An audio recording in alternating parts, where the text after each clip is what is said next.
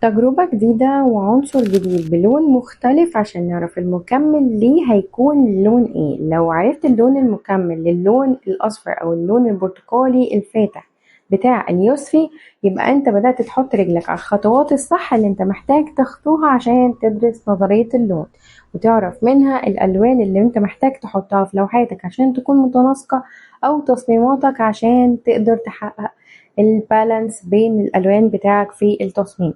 فاللون المكمل للون الأصفر هو اللون البنفسجي، وأنا هنا عملت العكس، ما عملتش أحمر بعديه حطيت الأخضر زي ما عملت في الثمرة اللي، لكن أنا بدأت المرة دي باللون المكمل، وبدأت بعدها إني أضيف اللون الأساسي بتاع العنصر بتاعي مع إضافة شوية درجات مختلفة.